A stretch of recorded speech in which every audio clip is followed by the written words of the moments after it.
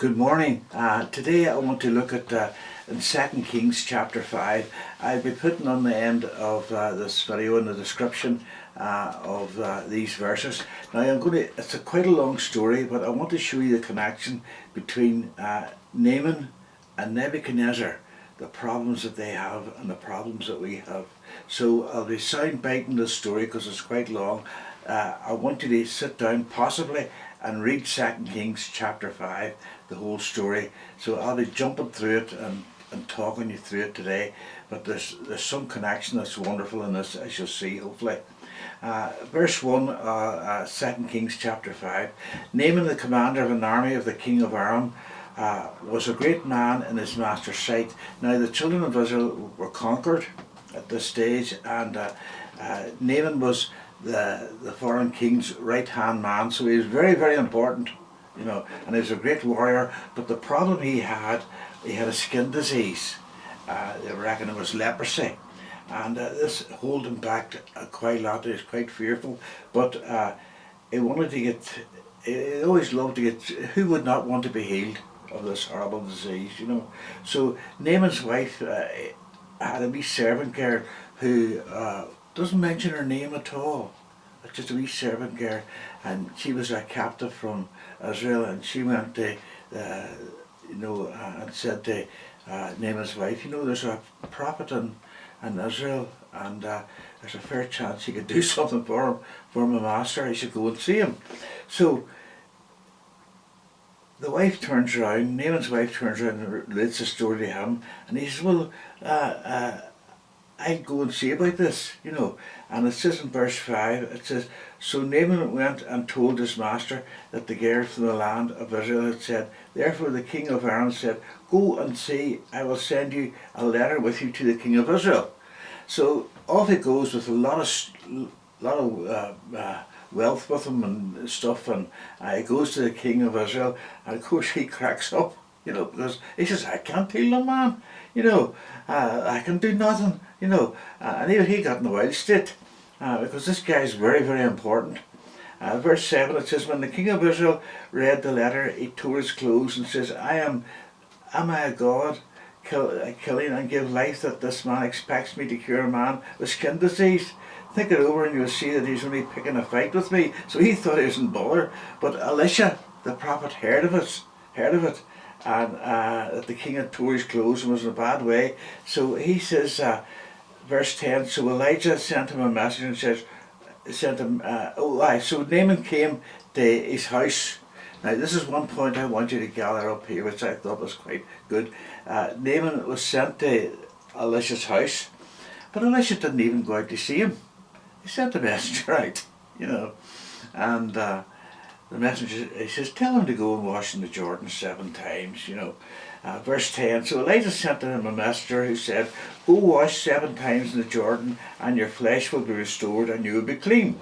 Now, this is the key verses I want to sort of look at today. There's much in this chapter, but this is the key I want to gather up today.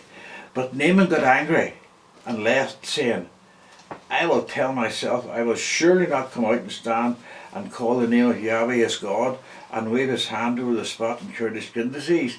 Is there other rivers I could go to? He says, could I not wash in them and clean and return?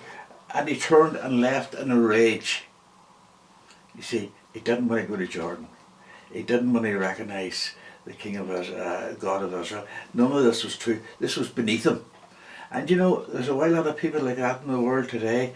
They're so full of pride, that the pride and the rage that they always think they're better than somebody else, and they look and lower people. But this was, how would you say, hard for him to take, and he left in a rage.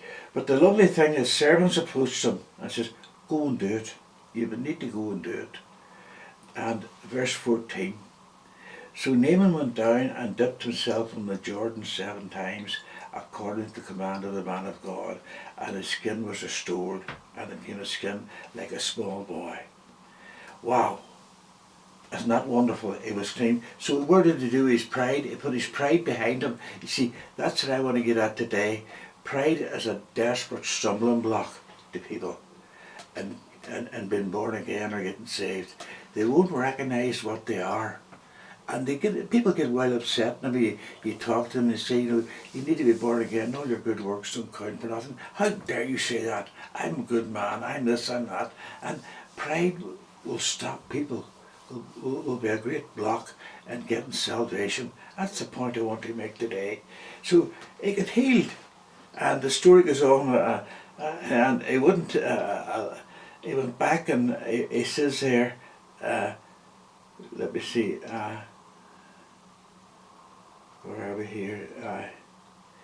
He goes back and he more or less says, as the Lord lives, he wouldn't accept the gifts, you see.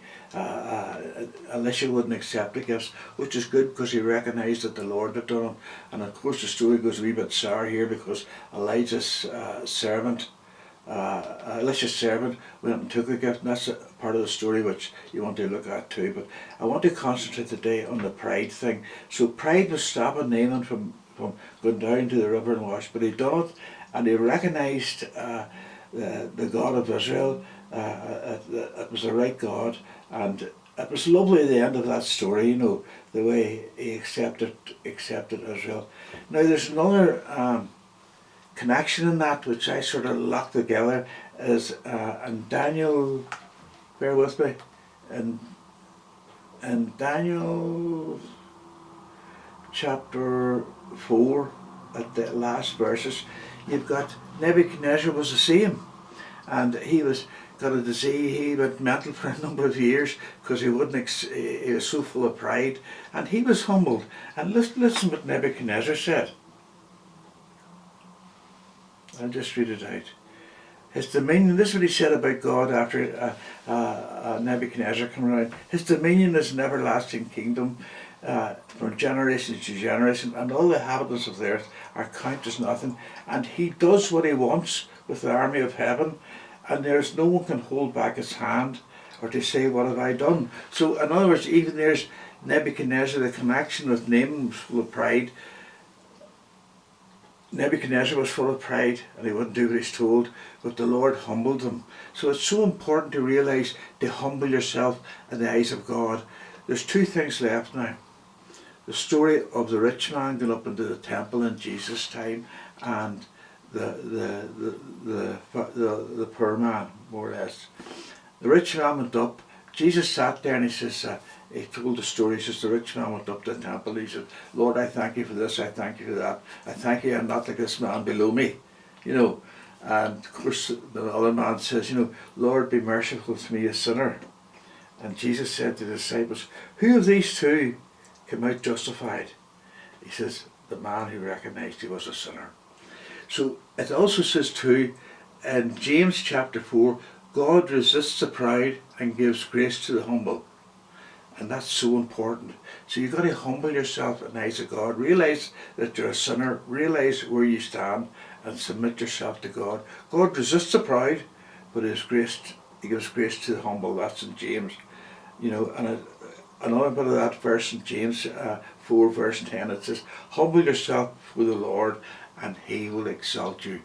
May the Lord bless you today. Humble yourself. Realise that you're a sinner and give your life to Christ. Bye.